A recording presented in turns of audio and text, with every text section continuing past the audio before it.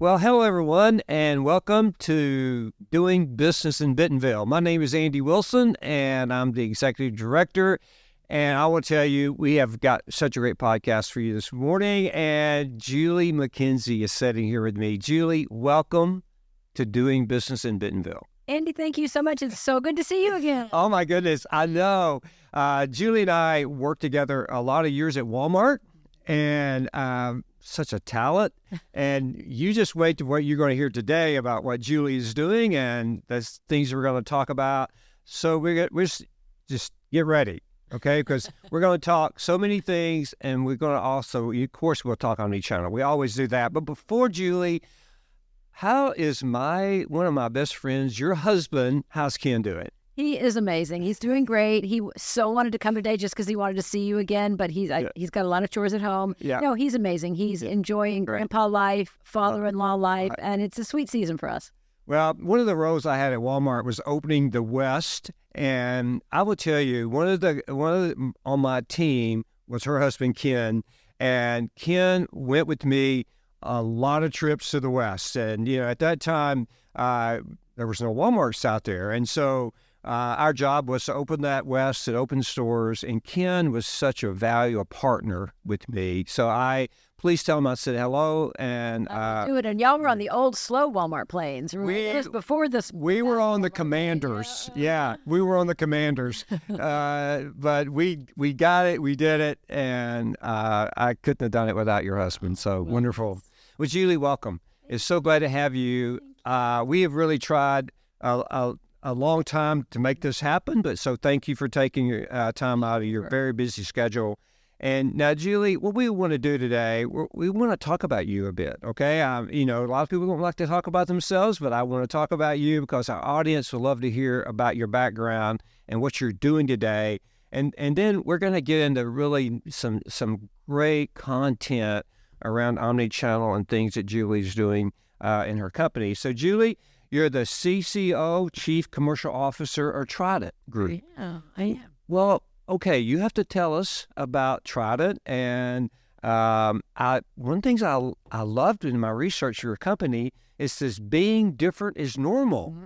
Well, that's exciting. I have not seen that before, but that's exciting. So, Julie, tell us about your company. Tell us about what you're doing. Okay. And let's just get into this. Okay? Absolutely. Well, Trident India is one of the largest home textile manufacturers in the world, but we're more than that. We're a multi-divisional, about a $3 billion corporation, first generation.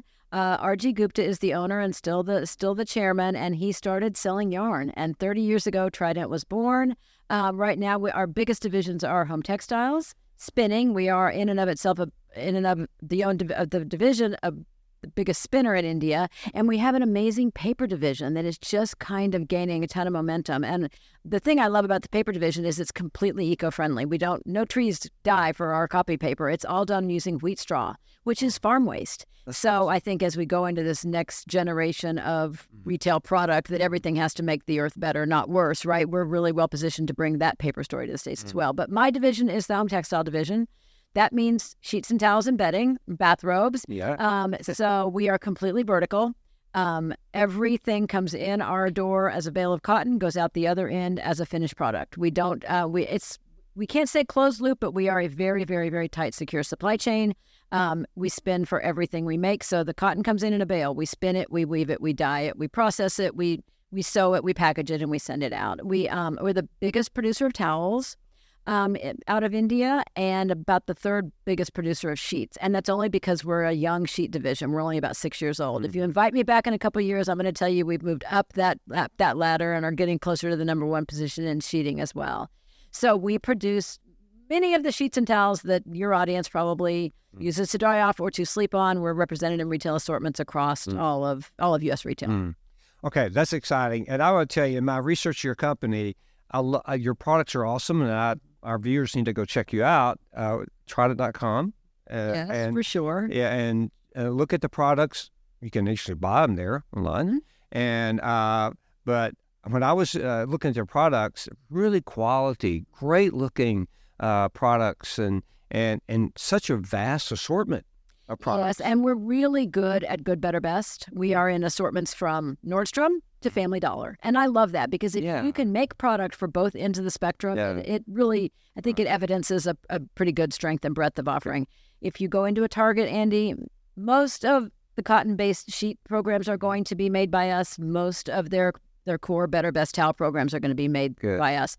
If you shop at Sam's Club and you buy any kind of towel, it's going to be us. If you shop at Costco. So around the country, if you flip it and it says India, there's a pretty good chance it's me or one of my other, we have great competitors, don't get me wrong. We've got great competitors and we wake up every morning to do our best to earn our way into assortments. But we've got nice positioning across U.S. retail right now. Great. Okay. Now, what I want to do, this is exciting. And what I want to do is step back just a moment, and we're going to come back definitely to try that. But Julie, our audience need to hear a bit about your career, because again, I mentioned early on that you and I, our paths crossed a lot of years at Walmart, Ken at Walmart. Now, but you've had such a great career. And so talk to us a bit about some of your vast experience. Thank you, Andy. Well, first of all, I grew up in a Sears family, so retail really was in my blood. My father was with Sears for his entire career. So I kind of grew up knowing what it was all about. I graduated from college and went to work for Dillard's and worked for Dillard's for 8 years straight out of college. It was at that time, this was the 80s, people, it was considered to be really the best training ground for retail buyers. Loved it. I still have so many friends there. As a matter of fact, I talked to one of the Dillard's grandkids today, but I started hearing about this upstart regional retailer out of Northwest Arkansas, and eventually in the late 80s got to know Mr. Walton and got to meet Bill Fields, and on the second or third try, accepted a job they offered me to move up here. And the only reason it took that long is because I was living in Fort Worth and Dallas, and Bentonville was not exactly the Bentonville of today. It was kind of scary to come here in my 20s and worry about what life was going to. There was not a mall or kind of in a shoe desert, Andy. But so joined Walmart in late 1989 and literally consider myself so fortunate to have been a part of those years of really the premier retail years in U.S. history. And you were there too. And I feel like we worked so hard. We got up, we did the right things for the right reasons. And I just learned so much about how to do what's right for the customer. Right. Left Walmart, cried my whole way out, left Walmart after almost 20 great years, went to the other side like many merchants did, and have had such a great run on the other side. But we all still kind of work for Walmart, Andy. When you wake up in the morning, then you're still trying to service a big customer. We're all trying to do what's right. But worked for an importer, got to know that part of the business, then had a great opportunity to go to Viacom for 5 years. I managed the consumer products business for Nickelodeon. So I sold SpongeBob, which is kind of fun. Got another, it's better to be lucky than good, Andy. And I got another really great call of a home textile company that was looking for new leadership here in the States. And I went to work for them. First CEO job, which every little girl probably wants to have that in her title, and learned so much. Again, 2 years of really robust training on the job. I'm proud of what I did. COVID happened, and I was living in New York City at the time, raised our family here in Bentonville, as you know. A couple of my grown kids had moved back. The January before COVID, before lockdown, our number 2 son and his wife gave us our first twin grandchildren. Never wanted to be anywhere else again. So through COVID, made the move back down here. Got a call from Trident last fall, had always been a huge, respectful competitor of Trident and felt like they were so under amplified. They were so quiet and so humble and so behind the scenes that I jumped at the chance to get to be a part of their next generation. And really, my role as Chief Commercial Officer is all the fun stuff. Don't tell anybody on the operations side, but my days are spent doing marketing and merchandising and branding and working with customers and touching product and telling the story, really working out how to be the best storyteller for the company. So great. It's every day is fun, and you don't get to say that in a lot of jobs. You really don't. And when you were at Walmart, and I watched you a lot. In our merchandise meetings, we had all the things. And Julie, you're such a great leader, and you're so well informed, and you really stretched all of us to be better merchants. You challenged to be better merchants. The thing that we all were, no matter what job. And Mr. Sam used to talk about, we don't care if you're an attorney or what you do, you need to be a merchant. And that we all grew up being merchants, as you said, and that's exactly who we still are today. And that's why we're probably sitting here today, is because we love merchandising and retail and talk about it. And so thank you for the impact you had on my life. And because you made me a better merchant when I traveled the stores and I was in the stores. And you kept my husband away, which I loved. And I took your husband. Yeah, he's a fairly good merchant too, by the way. He's a great merchant.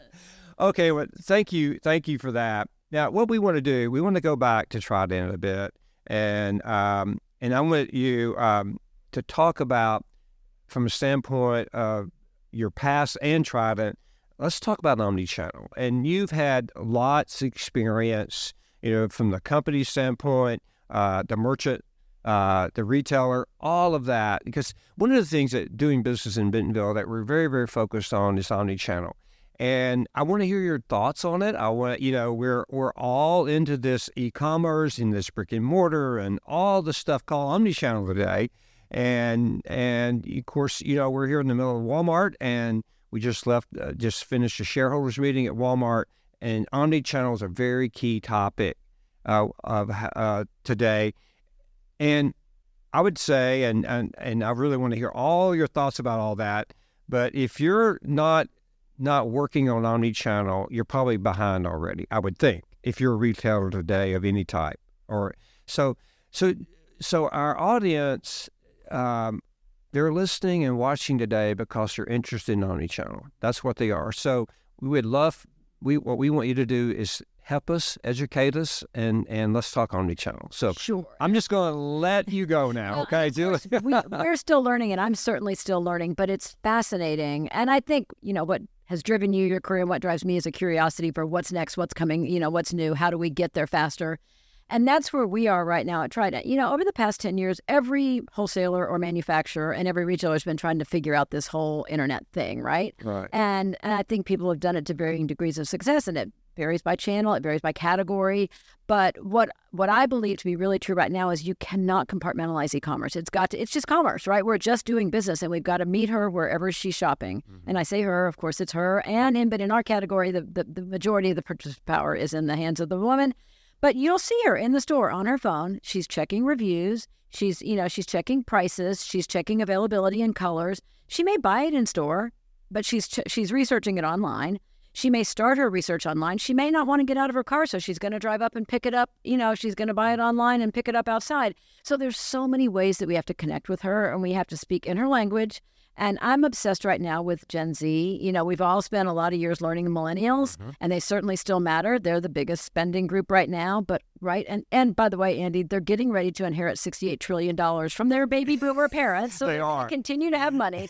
But Gen Z, who's now like 9 to 24, what I love about them, I read something the other day, they're moving more frequently than any other generation in history. And it's also probably because they got many of them their start during remote COVID times, but they're moving. Every time they move, it's good for us in the home space because they're going to have more bedrooms, more bathrooms, and want to change out some of their decor. So from a personally selfish category standpoint, it matters to us. But millennials will become the largest spending group by 2030. I mean, Gen Z will become the largest spending group by 2030. So now we've got to serve boomers who still have a little money, aren't doing as much, shopping as the other cohorts, millennials who are still powerful, but more sedentary, and then this new Gen Z who, again, digital natives. These kids don't know anything but screens their whole lives, right? So speaking to them in their language where they want to be spoken to is really, really important. And so we're not even talking about e-commerce. We have adopted a digital-first approach. And Andy, everything we do, we're going to think of with a lens of our powerful items need to be ready to go up and online immediately. They need to be perfectly curated. The content has to be right. The copy has to be right. The photography, imagery, videos all have to be right. The reviews have to be powerful. But it's different than we were doing a few years ago. A few years ago, we wanted to put everything up online. Mm-hmm. Therefore, nothing ever really got traction or scaled. I only want to do my top 20% of the things I think might be the next great item.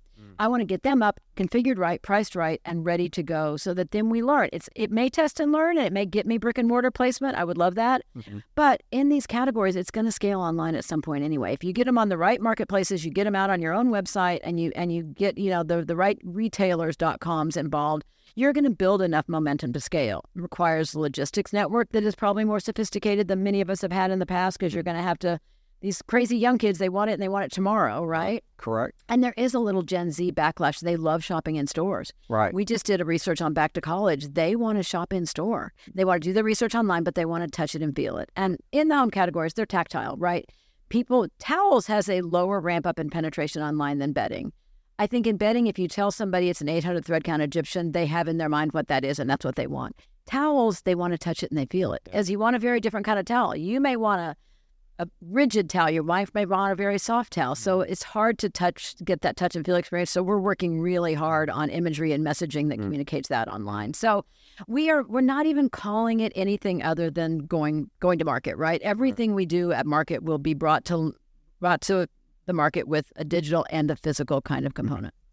So what you're telling us today, and thank you for separating the generations. That's that is really great learning for us there, as you have looked at the customers by generation, and then, but what you're telling us is that from the standpoint of the Z generation, it has to be online. It has all the details that you mentioned, and it has to have it. It's no exceptions. What I heard, no exceptions. No exceptions, and they consider reviews so seriously, and I think that. I read something the other day. Baby boomers don't look at reviews. We don't look at. I don't care what anybody else thinks about it. If I like it, I want it. Yeah. The review piece is the most important piece to the youngest generation. You're right.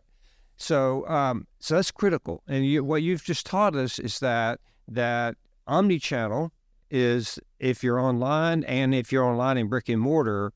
And I want to talk about this just for a moment. But if you're online, it's critical. The details that you shared with us is critical. Right. Okay. Absolutely. Now let's talk about. Now let's say that that generation, now they want the brick and mortar. Now, you said they like shopping in the stores. They do. Okay. So, if you're in the stores, what does it look like? What the signage, all the information? How does that look in the stores? Because they have it online, and they may go there. But if they go in the store, how does that replicate over to brick and mortar? Yeah, well, I think you have to make it as frictionless as you can, right? And there's some, most retailers have pretty big constraints relative to point of purchase signage. So packaging has to really play a big role. And so you got to communicate just the most important facts about your product. But then we're putting some kind of QR code or some kind of link sending them to where they can either find an expanded assortment or they can find expanded content. Right. They love videos. They want to see the cotton fields. Like we find if we put a scene of a cotton farmer, sustainability really matters in our categories. It matters to the American customer. And again, the younger the cohort, the more it matters. They say they'll pay more for it. They really probably won't pay much more for it. Can't pay much for it in today's economy. But showing them, personifying that there are people making this product, whether they're making it half the world away in India or whether they're making it here in the States, they love that. They love to know that, oh, wait, you're protecting the planet, you're employing real people, you're a good company, your employment practices are solid, and then this is the product is the end result of it. Because this again, these kids, they want to know, they want to buy from companies who they believe espouse the same values that they do. Right. That's excellent. This is so good. I'm glad that we're gonna be able to capture some of this not only on the video and audio, but we're going to capture this on some articles too that we will publish with this. So now, I know that you recently went to India, right? And so talk to us about your trip there if you can, and tell us. Yeah. I've gotten to go 3 times actually since I've been with the company, and it's always great because you've got to go to the mothership. You've got to meet the people, you've got to absorb the culture, and in a manufacturing environment you have to really understand how we do what we do. This trip was really interesting. We were with a couple of key customers, and customers are coming back to India, Annie. For the past 3 years nobody's traveled because even when COVID was slightly less important here, people weren't traveling. China wasn't open. It was tough to get visas, all that kind of stuff. So we're really now just welcoming back our first retail partners.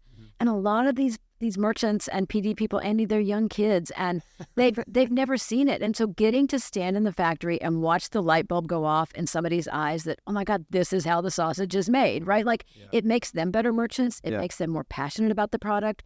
And it makes them more invested in figuring out the best product they can put on the counter for their customers. So the better the merchant, the better the experience is going to be for all of us, right? We're going to sell more. The customer is going to get a better product, and Walmart or any retailer is going to have a better experience. So got to be with some really important customers. The leadership of the company got to be involved in a really important Walmart meeting in Bangalore with Doug McMillan, which is always great to get to. Walmart is so invested in India and has the strategy to expand imports from India. So we loved being a part of that conversation. But we have meetings literally every month from now till the end of the year where we're going to get to take buyers and merchants into the factory, and that's the fun part. Oh, yeah. That's where the stuff comes to life. It is, isn't it? Mm-hmm.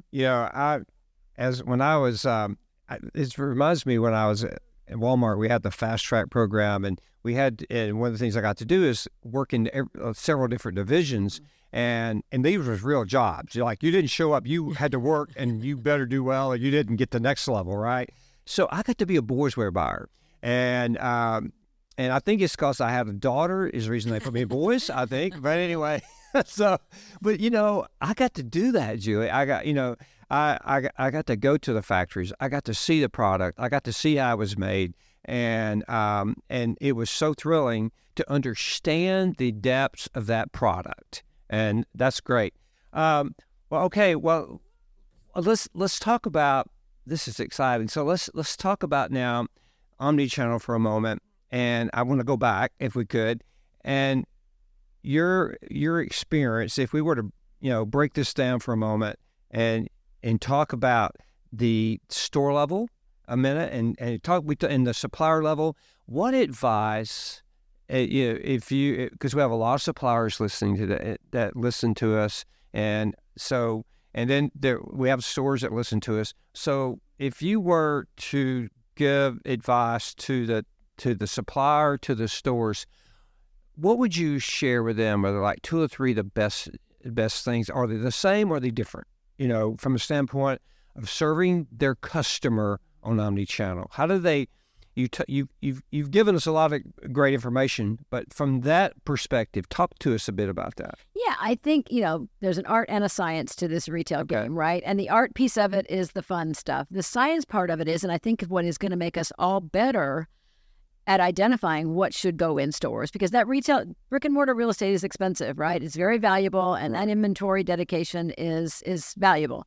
I think by learning and really studying, because this is still a numbers business, Andy, we still have to, and I'm super proud to be a part of a company trying to invest so heavily in, whether it's syndicated data like NPD, we're one of the first to sign up for Illuminate, for the full Illuminate subscription. Okay. We have a great partnership with Wakefield on consumer research. We work with the folks at McKenzie. And so we really work hard to study all the science part of it. Okay. And I think properly curating your assortments online and in-store is going to be really the key to success going forward, because you can't have 28 colors of a towel anywhere. Right. So I have to be able to tell my merchant, this is exactly what you need in your store, because I know how it sold online and how it behaved. Because again, we're drilling down with whether it's our focus groups or whether it's NPD data, we're looking at income demographics, ethnicity, urban, rural, college, affluent. We're really studying it all so that we can come up with, again, a bespoke assortment that is right for the retailers in a given area. Store of the Community is back a little bit at Walmart. I think they're calling it something a little bit differently, but it's hard to get it right for 4,000 Walmart stores or 2,000 Target stores or 1,000 Costco clubs.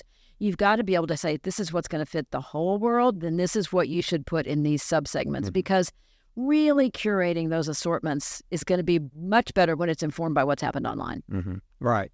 Well, I think that's so from a standpoint of, we really have to understand our customer, don't we? So let me ask you this question. From a standpoint of a supplier and a retailer, I remember the conversations we used to have on Friday merchandise meetings. We talked about the customer all the time, right? I mean, we always talked about the customer. Sam would always keep us focused on the customer, and we weren't talking about the customer.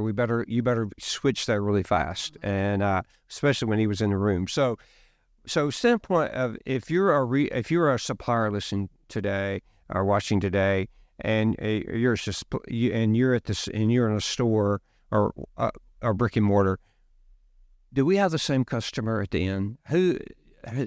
Talk to us about that. Everybody shops at Walmart, right? Right. Do they all cross out of the grocery space into general merchandise or soft lines? Probably not everywhere. Yeah. And there are items that you can do a more one-size-fits-all approach. There's a basic in every category, right? The core of every category. I think it's my advice to anybody is know your retail customer better than they know their own floor. Our retail merchants are so busy and they don't have big teams anymore. And so if you can go in and say, I've studied your assortment against the competition and against what I know about the market, this is exactly what you need. Don't show them everything you have made because they don't have time for that and they don't have the filters to process that. So knowing their assortment better than they know it is the way I have been successful in the past at really infiltrating some pretty darn good assortments because, that's really all it takes is studying. Right. Getting out in the stores and then crunching the numbers. Right. Well, you're great at that. You're a great merchant. You've taken these great merchandise skills of yours from the store and from the manufacturing. It sounds like that you all are doing really well in India, and you're growing. We are. To new markets, right? We are. Good. We are. And I think, as one of the generation of Walmart buyers that had to take goods offshore, Andy, and we did it. We didn't like it, but we had to do it to remain competitive in lots of categories. I would love to be a part of bringing some of that back to America. I'm pretty patriotic, as you know. Yes, and I think as I see the things that are leveling the playing field, automation, cost of living going up in other countries, I think repatriating some product would be a really, really exciting thing. That would be so wonderful. Right.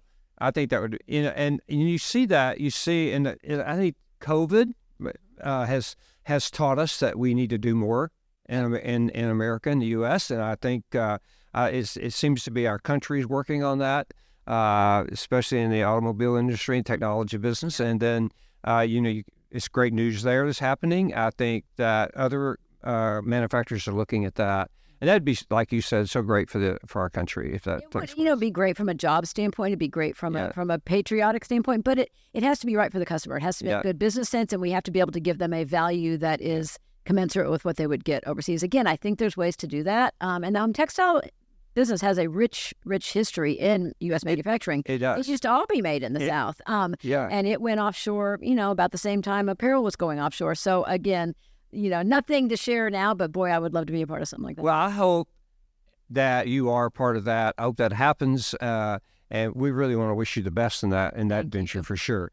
Okay. So Julie, what else do you want to share with our guests for your thoughts on retail, your thoughts on merchandising, your thoughts on Omnichannel? Because you've really given us great information so far today, and we really appreciate it. What else would you like to share? I would just say stay hungry, stay curious, respect your competition. I remember I was on a flight with Mr. Walton one time, and we left a Kmart, and we got back in the car that he'd borrowed from the FBO. Remember, because he would never pay to rent a car. We always borrowed the poor clerk at the FBO. And we got back in the car, and he said, tell me what you guys saw that they did better than us. And I don't know what order it was in, but there was a poor guy who was the copy paper buyer at the time. I don't remember who it was. He said, they looked terrible. There was nothing that looked good in that store. And Sam stopped the car and he said, I counted 10 things in your department that they did better than you. And if you ever leave a competitor and you haven't come up with the list of 10 things that you need to do better to beat them, then you don't deserve to be a Walmart buyer.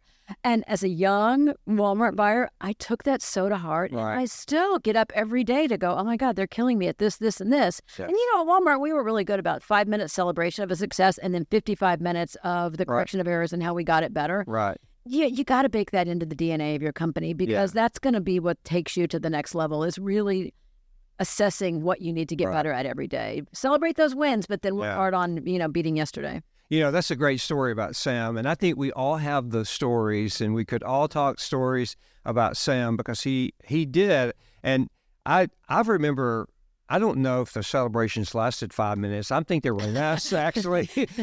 We would have a great month, a great quarter, and it was about a 3-minute, 5-minute celebration. And then you're exactly right. We talked 55 minutes about how we could do better. But I think that can be a healthy thing in an organization too. And I know it taught us that we're always looking. And one of my favorite stories, not now, but it wasn't favorite then, but it is now. But I know when I was a regional vice president, I was traveling to Louisiana. That was my area. And Sam, I got to fly with Sam in his plane. And that was a scary moment because he was the pilot. And he wasn't a very good pilot. He was good at a lot of stuff. It was never a focus well, and there's great stories about that trip. But the greatest learning that I had it was, and I know we had a great day, a long day. We landed back here in Rogers, the airport that night, and I went into the FBO. Sam had gotten his pickup truck that's at the Walmart Museum and went home, and I sat down at the FBO, and I thought about three things. I thought about my day, with the chairman. What a learning, but I sat down, and it's a couple thoughts, because you just really, I didn't want to leave. I wanted to think through this. I was young, and I just had a day with him, and there's a couple things that you have said already, but and that's what made me think of the story. I wrote down sort of my day, but here was my learnings. Number one, you already said 2 or 3 times in this about curiosity. What I learned, one of the things I learned that day, Sam was so curious.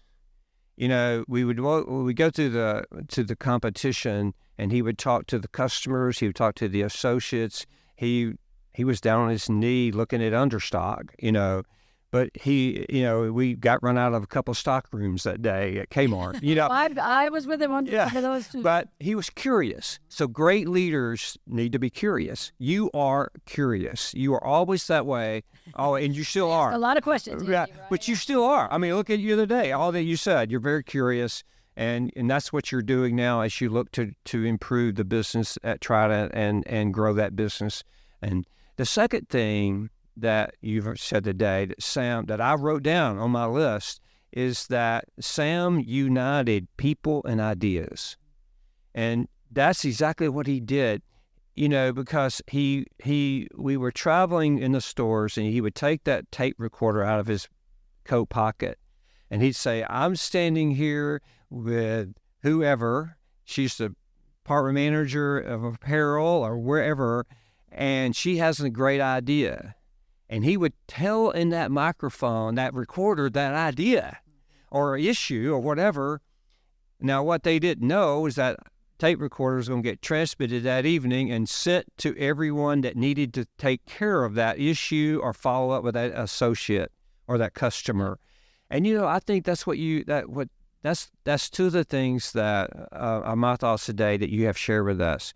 You're curious, Julie. Great leaders should be curious, and we should unite people and ideas. That's what you're doing at Trident. It's what it sounds like to me. Well, we're having so much fun. The other thing I think of all the time that Mr. Sam said to us one time was, we are not any smarter than them. We have to work harder than them. Yeah. And every time I have a young team member join, or they're all younger than me now, I think that gets lost a little bit in translation. And there's working smart, and there's lots of things to do, and we all want work-life balance, different than we had back in the day. Correct. But we do have to work hard. There's a lot of really smart people working at whether at every supplier and at every retailer. So.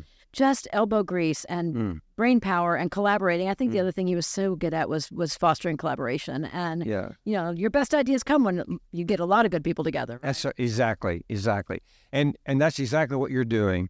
Well, we just